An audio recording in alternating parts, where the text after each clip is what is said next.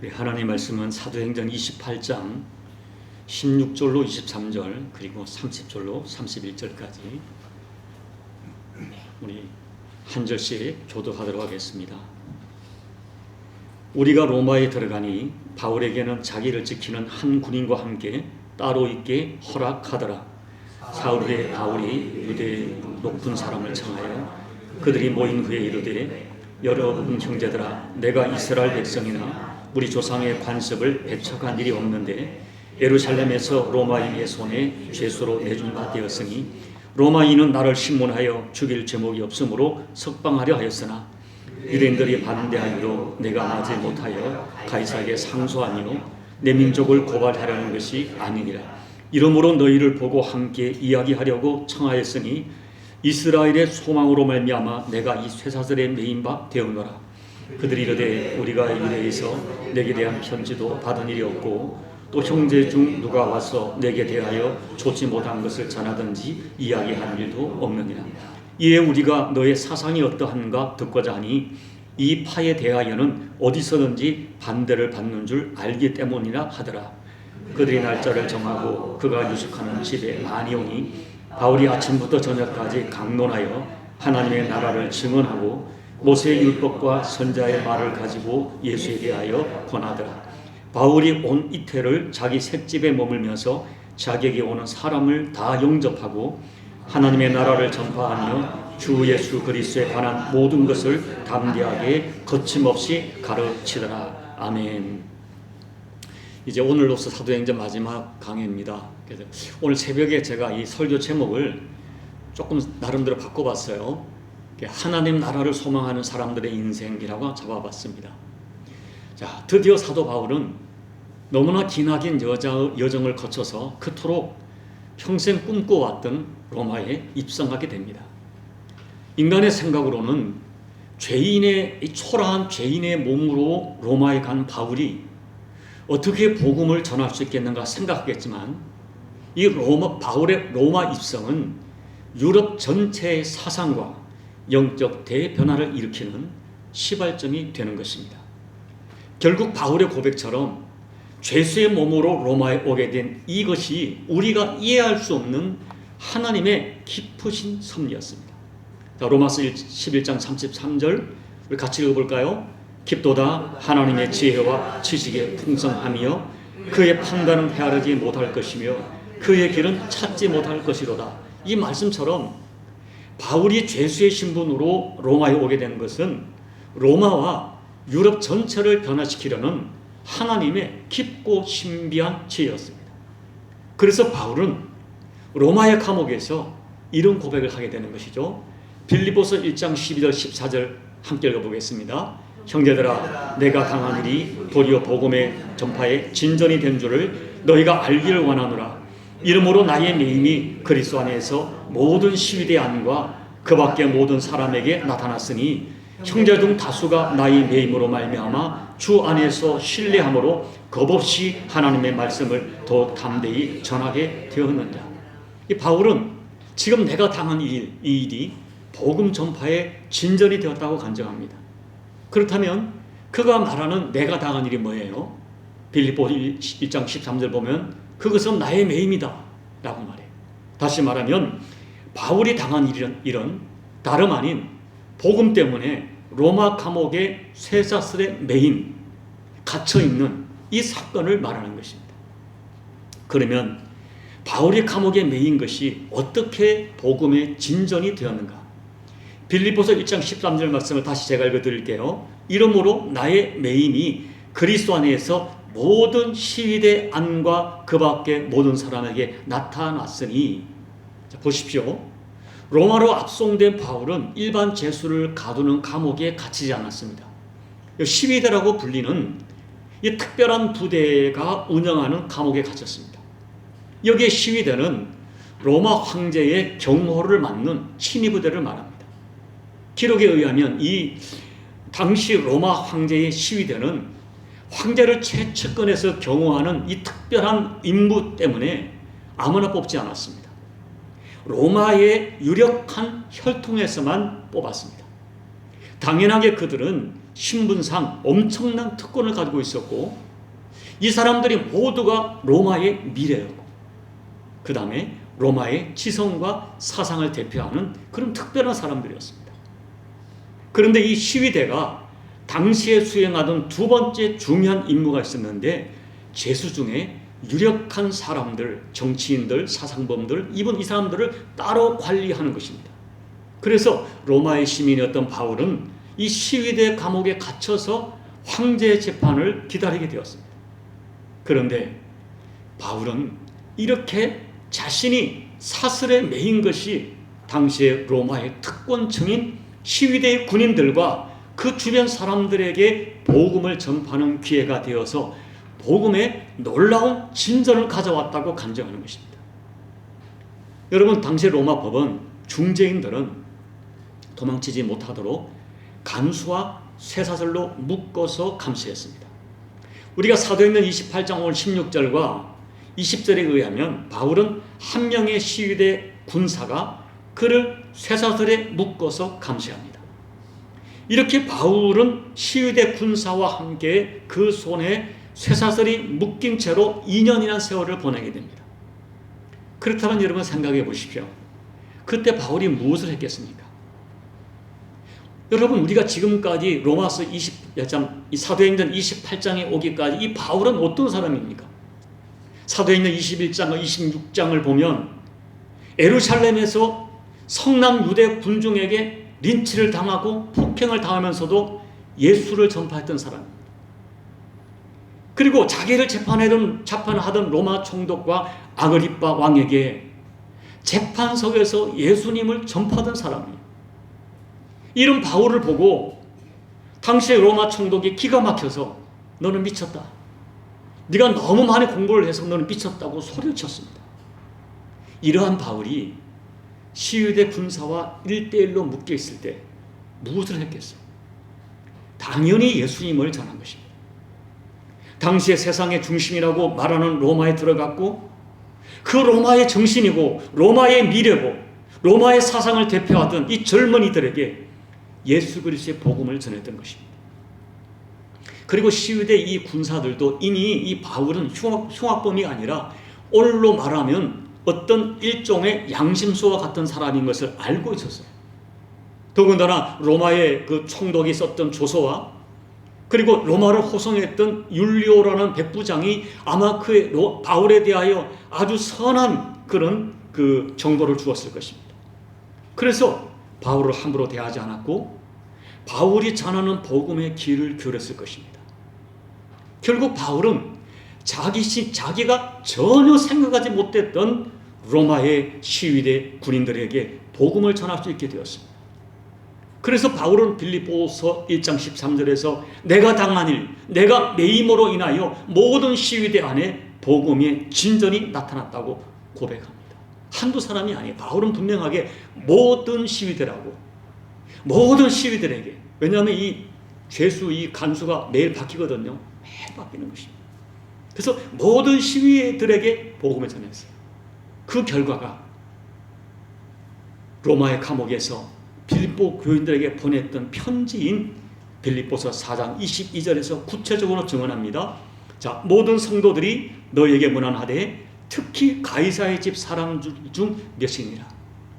이 바울은 로마의 감옥에서 빌립보 교인들에게 편지를 썼어요. 그게 빌립보서인데 뭐라고 말합니까? 모든 성도들이 너희에게 문안하는데 특별히 가이사의 집 사람들 중 몇 사람이 너희에게 문안한다.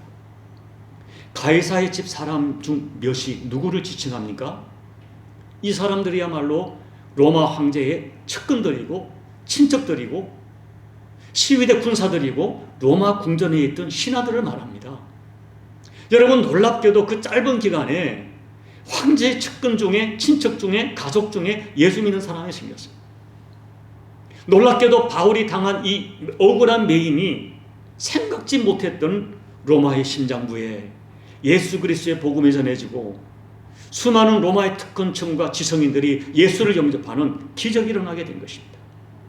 이것이 바울이 로마 감옥의 매임이라고 하는 이 사건 뒤에 숨어있는 하나님의 놀라운 섭리였어요. 죄수가 아니면 이 일을 할 수가 없는 것입니다.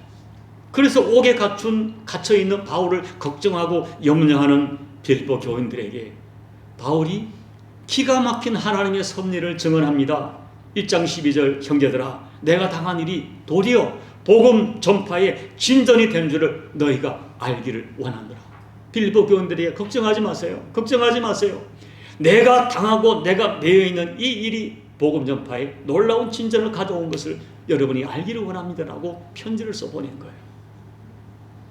여러분, 때때로 우리도 억울한 일을 당하고 속상하고 가슴 아픈 일을 당합니다. 어떤 때는 내 힘으로 어떻게 풀 수 없는 감옥 같은 어떤 매임이 찾아올 수가 있어요. 재정의 매임, 인간관계의 매임, 건강의 매임, 어떤 매임이 감옥같이 나를 묶는 것이 나를 찾아올 수가 있어요. 왜 이런 어려운 일이 나를 찾아왔는지 하나님의 뜻을 알 수 없어 가슴이 아플 때가 있습니다. 그러나 오늘 로마의 감옥에 매인 바울을 보면서 우리가 붙들어야 될 진리가 있어요. 그것은 내가 당한 일과 나의 매인 뒤에 숨어있는 하나님의 섭리와 하나님의 뜻입니다. 우리는 몰라요. 그리고 우리가 바울을 생각할 때마다 이런 생각을 해보세요. 우리가 아무리 억울한 일을 당한들 바울만큼 억울하게 감옥에 갇혀서 수년을 옥살이한 바울만 하겠습니까? 우리가 아무리 억울한들 예수님 때문에 수없이 매를 맞고 고난을 당하고 사슬에 매인 이 바울만 하겠습니까? 여러분, 그러므로 혹시라도 여러분 중에 내가 하나님께 이제는 여러분 내가 당한 일, 내가 당한 아픔, 억울한 일, 내가 나의 매인 하나님께 맡기십시오. 그리고 바울이 로마서 8장 28절에서 증언한 것처럼 우리가 알거니와 하나님을 사랑하는 자 곧 그 뜻대로 부르심을 입은 자들에게는 모든 것이 합력하여 선을 이루느니라 하는 이 말씀대로 되어질 것을 믿음으로 기다리십시오.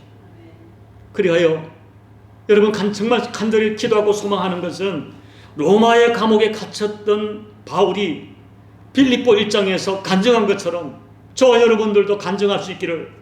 어떻게 간증합니까?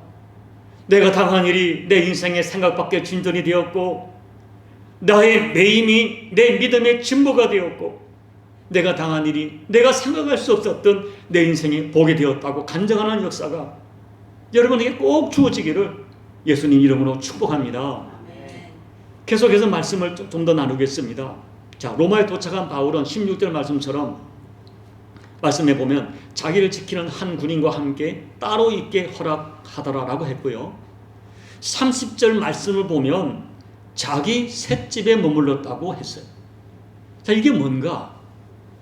여기 자기 셋집에 대한 해석이 두 가지입니다. 첫째는 그 시위대 감옥 안에 특별히 방세를 지불하고 독처하는 장소가 주어졌다는 해석이에요. 이게 가장 많은 해석이죠. 그래서 물론 쇠사슬에 매여서 로마 군인의 감시를 받고 있지만 다른 사람을 만나는데 지장을 받지 않고 어느 정도 자유가 주어진 그런 장소란 해석입니다. 또 하나는 정식 재판을 받기 전까지 시위대 밖에 바울이 스스로 거처를 정해서 연금 생활을 했다는 거예요. 내가 방세를 내고 내가 어떤 집을 정하지만 연금 상태, 군인들이 계속 감시를 하고 사슬에 매여 있는 상태지만 연금 상태지만 그러나 사람들을 자유롭게 만날 수 있는 자유가 주어진 그런 해석이죠. 그런 해석이죠. 그러니까 어떤 해석을 취하든 바울은 어느 정도 자유는 주어졌어요. 사람을 만나는 자유. 그러나 사슬에 매여 있는 제한된 생활을 해야 했습니다. 그리고 여러분 이 2년 동안 바울은 두 가지 큰 일을 하게 되죠. 첫째는 성경을 저술합니다.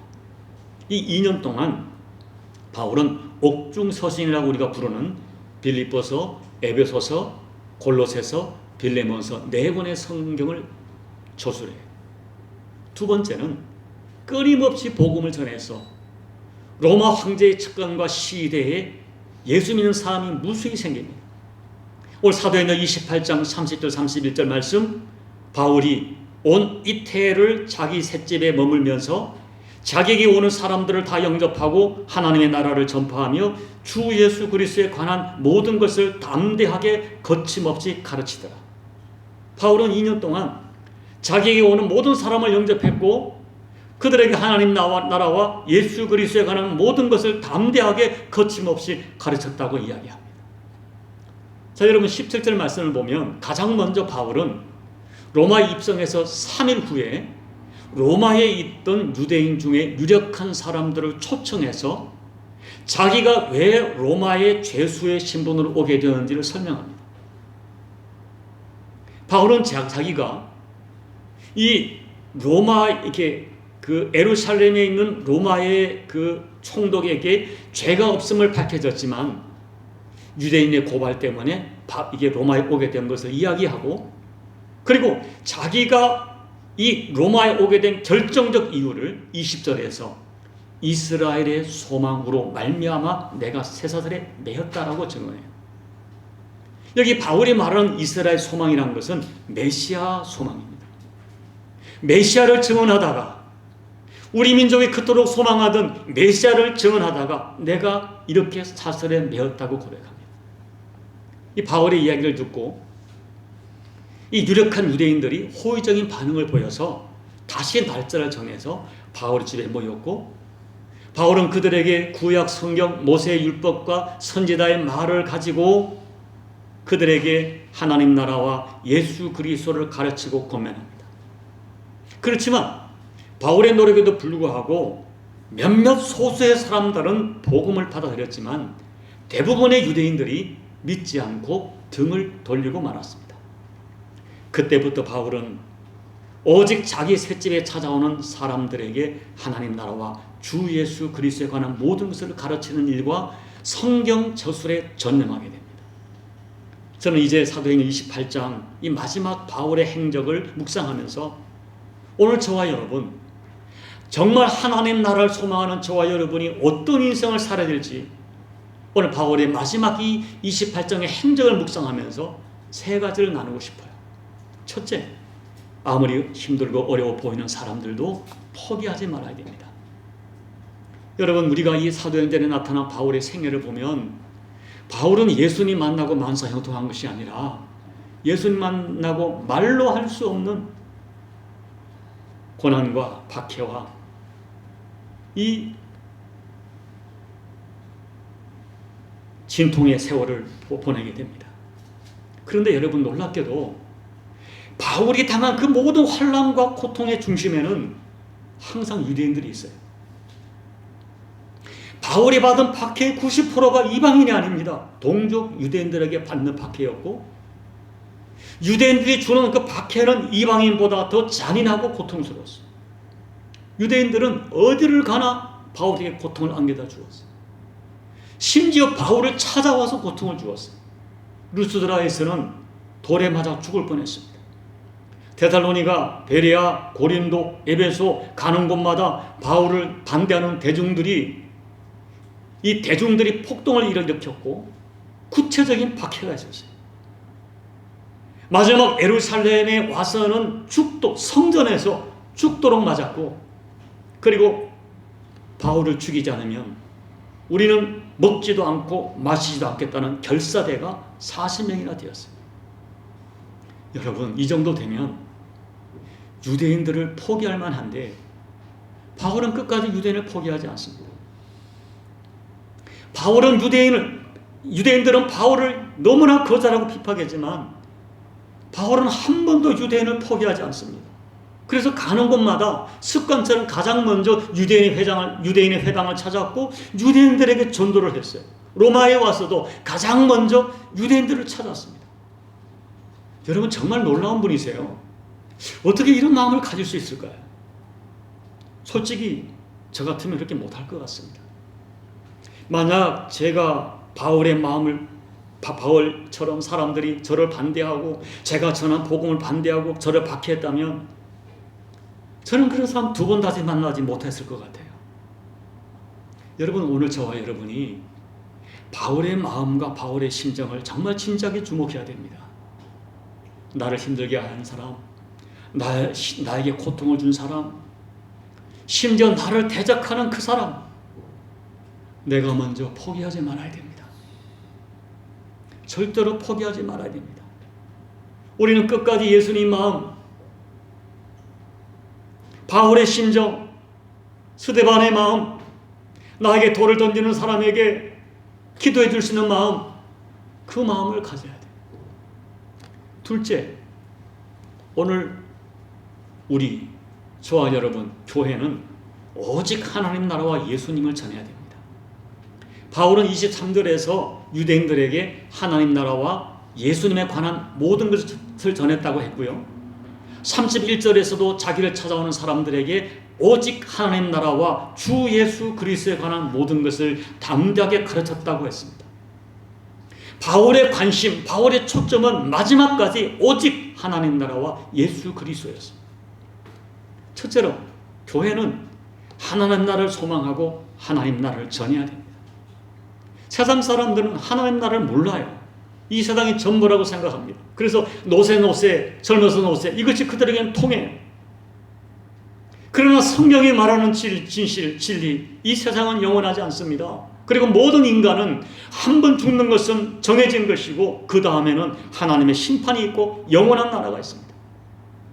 기독교 복음의 핵심은 하나님 나라. 우리 예수 믿는 사람들은 이 세상에 속하여 살지만은 하나님 나라에 속한 하나님 나라 백성들입니다. 우리의 목표는 이 땅의 번영과 부요가 복음이 아닙니다. 하나님께서 왕으로 통치하는 나라, 주님과 함께하는 영원한 천국이 복음입니다. 1차적으로 저와 여러분이 하나님 나라를 소망해야 되고, 그리고 이 하나님 나라를 내 주변에 전해야 돼요. 예수 믿는 사람들은 영원한 그 나라, 하나님 나라를 바라보며 살아가는 하나님 나라 백성들입니다. 둘째, 오직 예수님을 전했다고 했어요. 여러분, 하나님 나라는 예수님만으로 들어갑니다. 예수님에는 길이 없어요. 예수님만이 하나님 나라에 들어가는 길이요 진리요 생명입니다. 그래서 바울은 오직 예수를 전했어요. 바울은 기독교를 전하지 않았습니다. 바울은 교회를 전하지 않았습니다. 오늘 어떤 사람들은 교단을 주장하고 교회를 전합니다. 어떤 사람은 전도하는데 프로그램을 자랑하고 교회의 크기와 시설을 자랑하고 자기의 목사의 학력과 지식과 설교의 능력을 경쟁적으로 자랑합니다.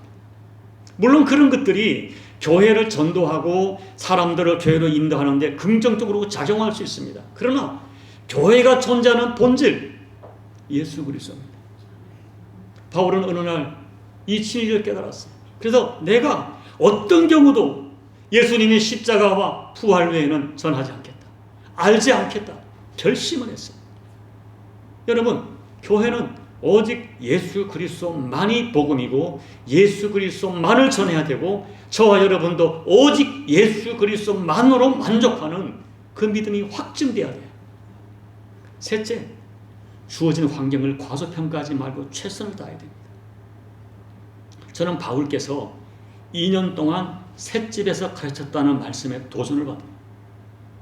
여러분, 솔직히 사람들은 가시적인 것에 주목하고 가시적인 것의 능력을 믿습니다.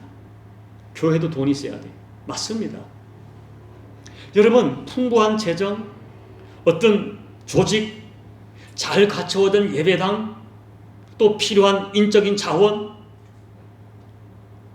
또 우리 선교사님들은 안정된 후원단체와 한국의 어떤 그 후원하는 안정된 교회, 이런 것들이 필요하다고 생각하죠. 맞습니다. 물론 그런 것이 필요하고 그런 외적인 조건들이 복음 진보에 기여하는 것이 사실이에요. 선교도 돈이 있어야 돼요. 교회 운영에 돈이 필요합니다. 그거 인정해요. 그러나 여러분, 그것은 복음의 절대적 요소가 결코 아닙니다. 아차 잘못하면 교회가 재정의 노예가 되고 건물의 노예가 되고 조직의 노예가 되고 제도의 노예가 되고 그리고 사람의 노예가 될 수 있어요. 오늘 주님께서는 놀랍게도 사슬에 매인 한 사람, 사도 바울과 함께 새방에서, 그것도 연금된 새방에서 로마를 정복합니다. 놀라운 일이죠. 바울은 이 새방, 연금된 새방이라고 하는 이 제한된 환경을 결코 탓하지 않고 거기서 하나님 나라와 예수 그리스도를 담대하게 거침없이 전했다 하는 것이에요. 우리는 이런 진실을 잊지 말아야 돼요. 주님이 역사하시면, 우리에게도 예수님이 허락하시면 새빵에서 역사가 일어납니다. 우리는 작은 것, 그것의 가치를 과소평가하지 말아야 돼요. 내게 주어진 환경, 과소평가하지 말고 최선을 다해야 됩니다. 하나님이 역사하시면 새빵 같은 곳에서 그 새빵에서 전 로마를 정복하는 역사가 일어나는 것입니다. 바울처럼 내게 능력 주시는 안에서 내가 모든 것을 할 수 있다는 믿음을 가지고 내게 주어진 그 여건에서 바울처럼 새빵같이 불리한 상황이라 할지라도 오직 예수님 붙들고 최선을 다해야 됩니다. 이제 사도행전 말씀을 정리합니다. 여러분, 역사적 증거에 의하면 바울은 AD 67년에 네로 황제에 의해서 순교를 당하게 되죠. 그러나 바울이 걸어갔던 오늘 사도행전은 바울의 죽음으로 끝나지 않아요. 이 사도행전의 마지막 장 마지막 절 기가 막히지 않습니까? 우리 한번 31절 읽어보겠습니다. 하나님 나라를 전파하며 주 예수 그리스도에 관한 모든 것을 담대하게 거침없이 가르치더라. 자, 이 말씀 끝나지 않았어요. 바울은 순교했고 예수님의 12제자 중에 11제자가 전부 순교를 했고, 그리고 지난 2000년 동안 이 하나님 나라와 주 예수 그리스도에 대한 이 복음을 막고자 엄청난 세력들이 극렬하게 박해했지만 그 누구도, 그 어떤 세력도 사도행전 28장 31절 말씀, 하나님 나라와 주 예수 그리스도에 관한 복음의 역사를 막지 못합니다. 성경은 예수 믿는 우리들에게 평안과 형통을 복음으로 약속하지 않았어요. 오히려 루스드라에서 바울이 말한 것처럼 너희가 하나님 나라에 들어가려면 많은 고난을 겪어야 할 것을 말씀하십니다. 그리고 말씀하기를 결코 세상이 너희들에게 호의적이지 않을 것을 말씀하셨어요. 그런데 결론이 무엇입니까? 결국 물이 바다를 덮은 같이 복음이 온 세상을 덮게 될 것을 말씀하십니다. 여러분, 그 결과가 뭐예요? 역사가 증언합니다. 사도행전 28장 32절 이후에 수많은 저항과 엄청난 박해를 거쳤지만 결론이 뭐예요? 그날부터 250년이 지난 AD 313년에 마침내 로마 황제가 예수님을 주님으로 영접하고 기독교가 로마의 국교로 되는 기적이 일어나게 되는 것이죠.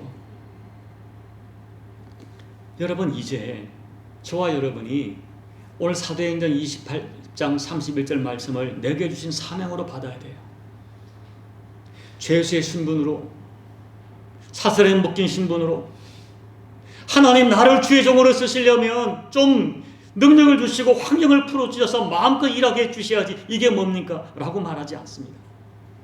그 죄수의 신분으로 로마의 새빵이라고 하는 그 새빵도 연금 상태의 새빵이라고 하는 열악한 환경에서 마지막까지 하나님 나라와 주 예수 그리스도를 전했던 바울,